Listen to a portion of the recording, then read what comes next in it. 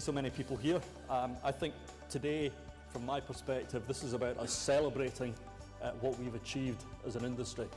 I think for a long time, and often we come to these conferences and people talk about the opportunities and the future and how great it could be.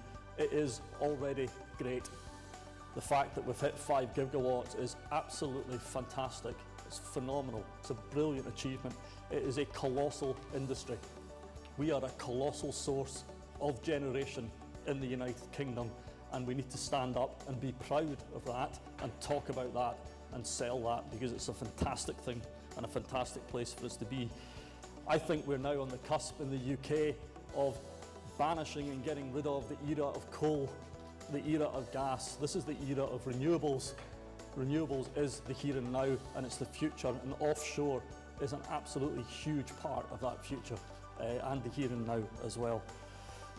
I think if you look at the targets that are set by UK government, by European governments, those targets are stretching, they're ambitious, but we are delivering, and we're well on our way to delivering against those targets. And it's quite clear that to hit any of those emissions targets, whether it's here in the UK or in the rest of Europe, we need a strong, growing, big, massive, fantastically successful renewable sector, and that's what we're developing in the UK. Germany, I think, another country that's doing really well, and a country that we're present in as well, and it's great to see some of the other European countries really pushing and starting to push the development of offshore wind as well, because that helps strengthen our entire industry. At Scottish Power, we're involved in both of those markets, and we're proud of the headway that's being made in both of those markets. But there is still a lot more we can achieve. There's a lot more we can do as an industry. We are still relatively new in many ways, and we still rely on support. We rely on quite a lot of support from governments across Europe. But let me be clear, absolutely clear, my view is we need to get to a point where we do not rely on subsidies. We need to get this industry to be subsidy free. That has to be our aim, it has to be our ambition, and we have to do it as soon as possible, because that's the only way we guarantee the long-term future for what we do and what we want to deliver and what we want to create. We're already doing great things. We're creating jobs, we're creating manufacturing, and we're creating economic benefit. And to carry on doing that, we need to push ourselves as a sector and push ourselves as an industry and drive costs down. And we need to do that together. Developers, supply chain, manufacturers, government, regulators, everyone working together to bring down that cost. I think we've already been quite successful. We've already seen over the last year to 2 years, the cost of offshore wind come down from a price of 150 to 160 pounds a megawatt hour down to 140.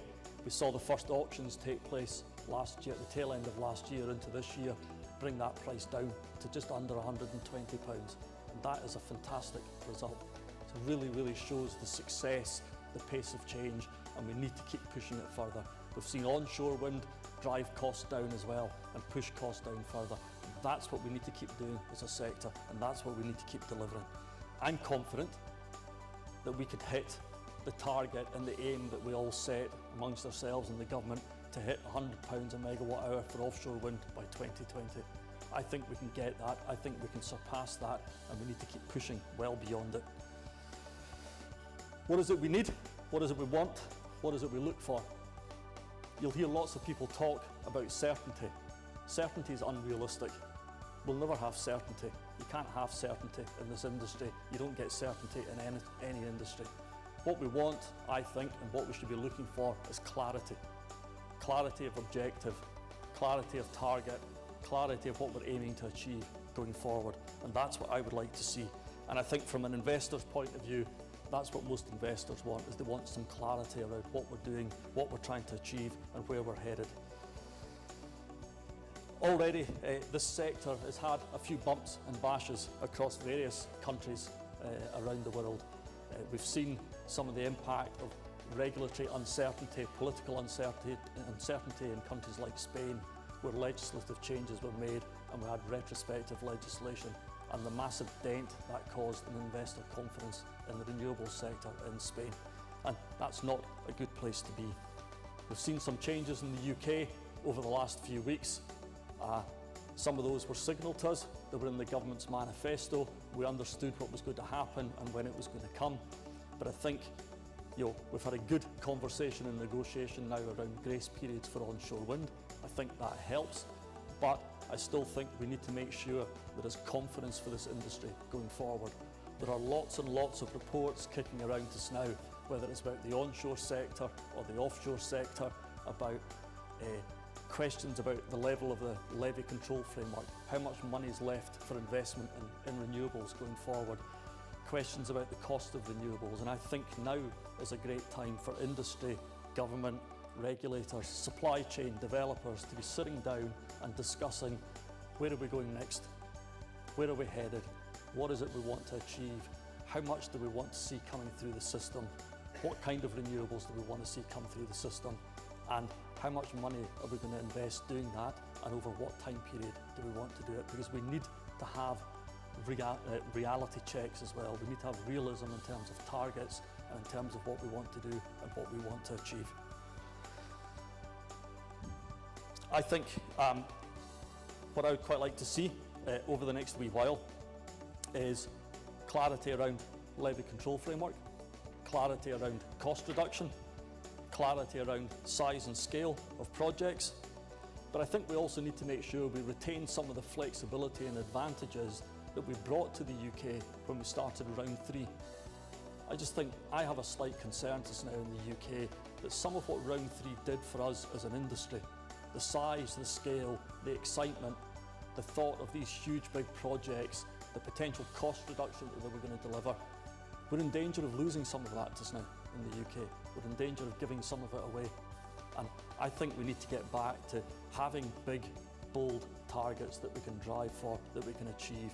Make sure they're realistic, make sure the timeframes are realistic, make sure the investment's realistic, but size does matter.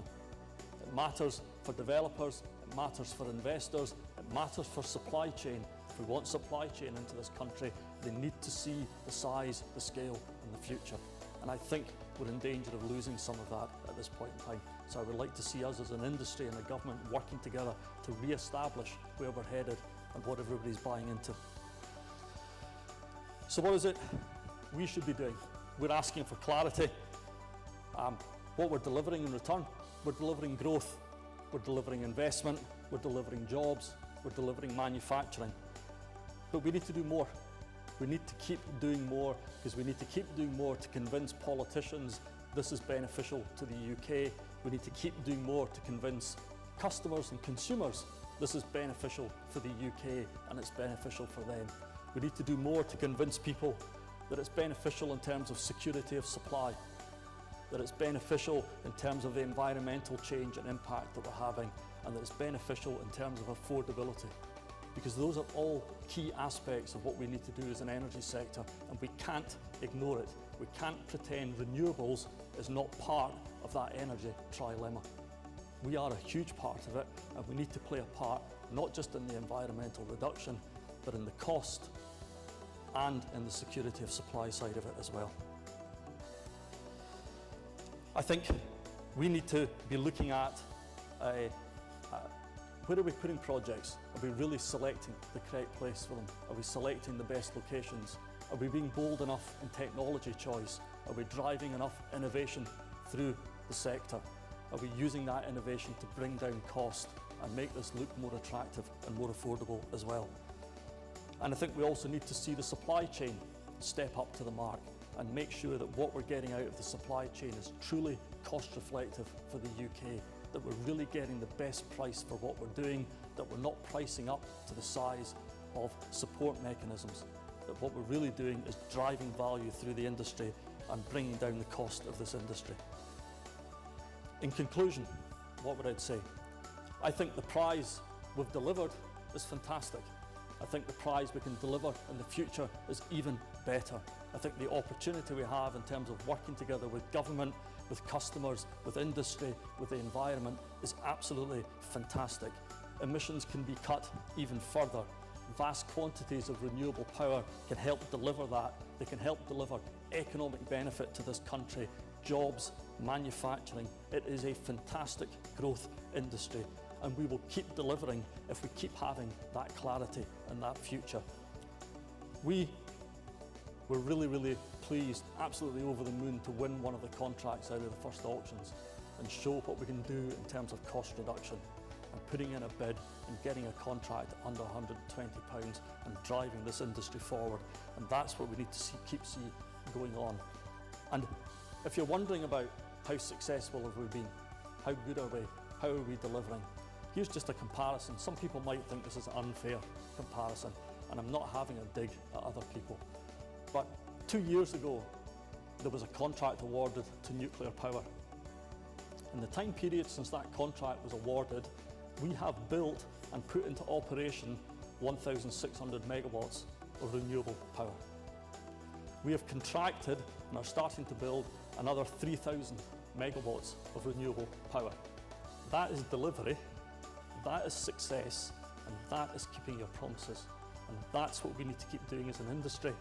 That's what gives us the support, that's what gives us the right to carry on, and that's what makes it a fantastic industry to work in, and something everyone in this room should be incredibly proud to be a part of. Thank you.